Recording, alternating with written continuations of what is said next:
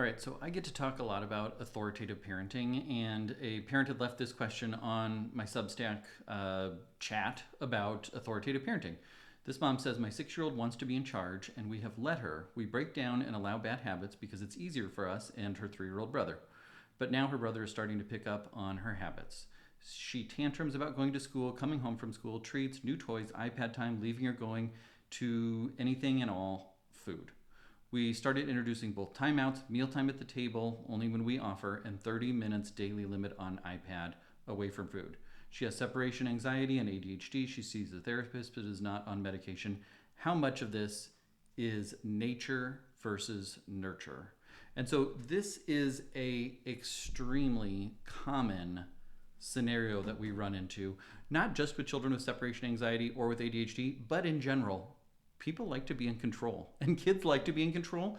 And when you give them control, they like to have more and more and more control. Now, that doesn't mean that we can't give our child control in some areas. And I actually, as I talk through what I think how this mom should approach this, I'm going to suggest that we give this child some specific areas of control where she has control, because control works great. Now, when I think about helping a child, I went to YMCA camps as a child. I actually worked as a camp counselor. That's where I met my wife. The YMCA, the camp thing is spirit, mind, and body. And so I kind of try and focus on those 3 areas because I do feel like we need to hit all of those different areas. Now, when I talk about spirit and when I talk about preparing the spirit, I'm not talking about it in a religious sense. I'm talking it more from a sense of self, a self-confidence, that sort of sense. You can apply a spiritual realm to it too, like a religious spiritual realm if you like. But I think preparing the spirit for the child is really important in these cases. And what that looks like is things like free play, things like lower demands. And so before we're going to try and like rein this in or decide, is this nature, is this just her nature, or is this nurture the way that we're approaching her? I'm going to start with some basics to make sure that we are hitting these different blocks, that we can stack on top of each other to see an improvement. So things like free play, things like lower demands, especially after school. Low demands, free play is extremely important. And especially if we're coming home from school or if we have too many evening activities, we're going to pare down our evening activities to maybe just 1 or 2 nights per week so that we have time for free play, we have time for low demands, we have time for this child to have some control over what they're doing. The second building block, which fits with both spirit, mind, and body, is sleep. Getting good sleep is so important, and it's such a critical foundation that with this parent, I would tell them before you try and focus on like reining in her desire for control or setting limits or mealtime at the table or 30 minutes of iPad, like those are all very reasonable things to do. I would focus first and foremost on making sure that she's getting good rest, which looks like at least an hour before bed, no more screens. And we have a specific wind down plan. And a lot of parents run and run and run in the evenings and feel like they've got to pack in all these activities for enrichment and curriculum and all these sorts of things. And what it does is, okay, we got to get home, we got to get to bed, you got to go to sleep. And what that does to the child is it does not give them a sense of control, and it doesn't give them the time that they need to off ramp. Parents are so exhausted, they can fall asleep on a dime, but children are not that exhausted, obviously, and oftentimes they're overtired, and it makes it hard for their brain and their body to calm down. Now, when it comes to the biology side of things, I really focus on making sure that our brain is well equipped to handle the demands that are placed upon us, which looks like having adequate stores of neurotransmitters like dopamine, like serotonin, like norepinephrine, like all the other neurotransmitters that are required. Neurotransmitters synthesized from protein. So I make sure that at each meal of the day, especially first thing in the morning and after school, we're getting a good source of protein in. And so these are still like the basic building blocks that we're talking about before we're moving into anything more about like how to actually approach this child. But if we don't have those building blocks in place, it's going to be really hard to make progress. We're going to spin our wheels. We're going to feel like either we're broken and we're not doing something right, or our child is broken, or we need to approach it a different way when we haven't addressed those like very basic biological foundations for both the spirit, the mind, and the body. Once you've done those things, then I would focus on giving some areas of control and reining in others. Now, we can't fix everything across the board all at once. We have to pick and choose. And so I usually have people start with different times of day when it comes to What am I going to do at this time of day? What am I going to do at this time of day? What am I going to do at this time of day? The main areas are first things in the mornings, which can be really stressful, after school to dinner time, and then from dinner time to bedtime. Those are like the three big areas. Pick one of those areas and focus in there on making things better. And so it sounds to me like a lot of these questions and concerns relate to that after school evening time period. And so what we're going to do is we're going to stop and we're going to be intentional about some areas of control and some areas of responsibility.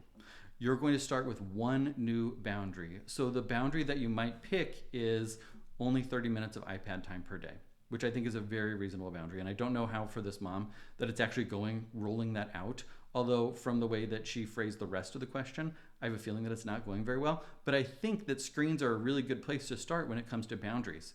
One of the criteria that I use for are we in a good place with our screens is not how much time or what specific things are on the screens. It's how does it go transitioning off screens.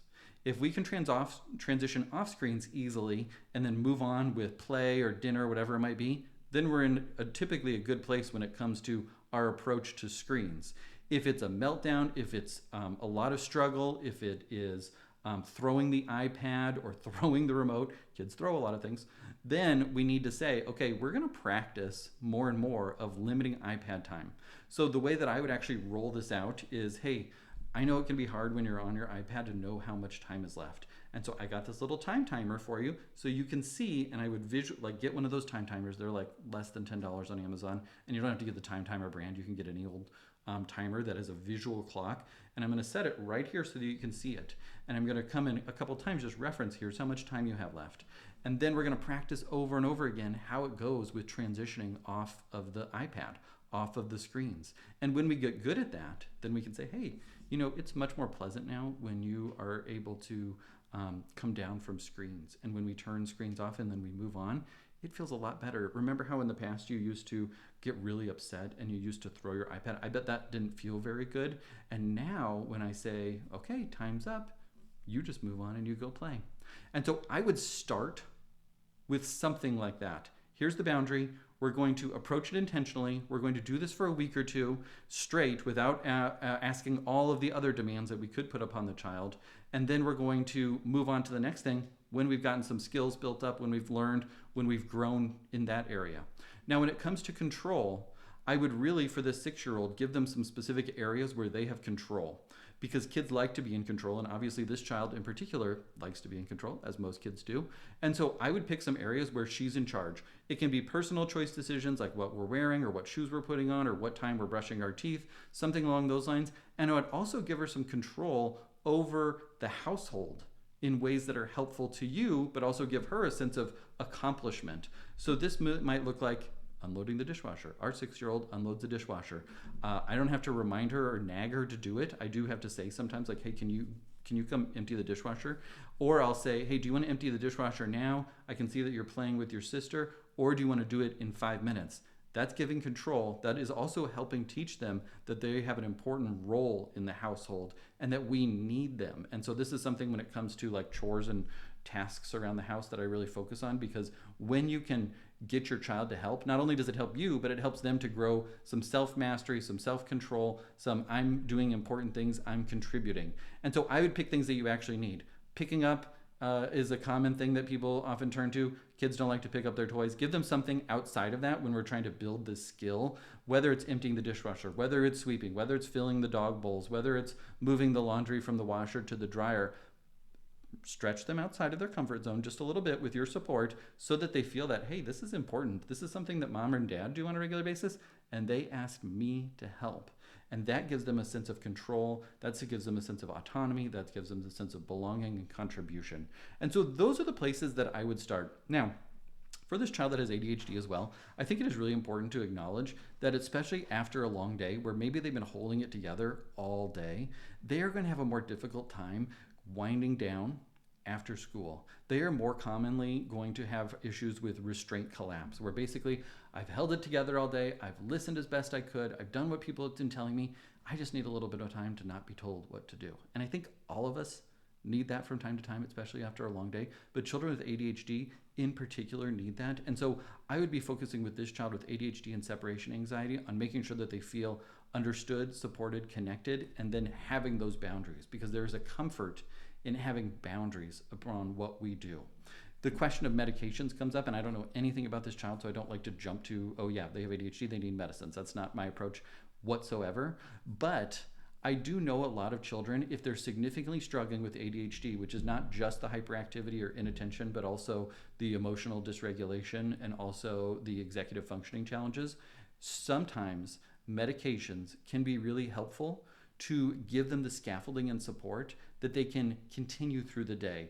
They have more self-confidence at school because they're staying on task and they're able to do the things that they need to do.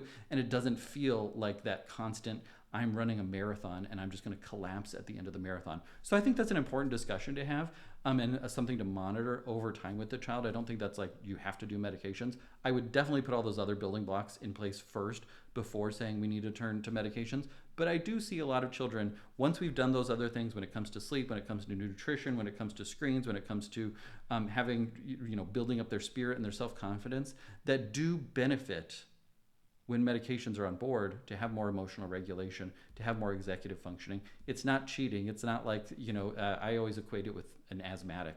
If I'm an asthmatic and, I'm having trouble breathing, you don't just tell an asthmatic to breathe harder. And you shouldn't just tell a child with ADHD to brain harder. Like, they're bringing what they can, and so we're going to support them in the different ways. For the asthmatic, we're going to try and reduce and eliminate environmental triggers. For the asthmatic, we're going to make sure that they're getting good rest and good nutrition to support their lungs. And then sometimes for the asthmatic, we'll use medications in the acute sense of like they're having an asthma flare, and sometimes in the chronic sense of we need to tone down their lung hyperreactivity so that they can breathe easily and do all the important things and exercise and enjoy life. And so that's kind of my approach when it comes to ADHD and medication. Hopefully this has been helpful. I was a little more long-winded than I intended. I had written just this one sticky note and kind of went on and on. If you have questions, dearparents.substack.com is the place to find my question and answer threads and get your questions answered.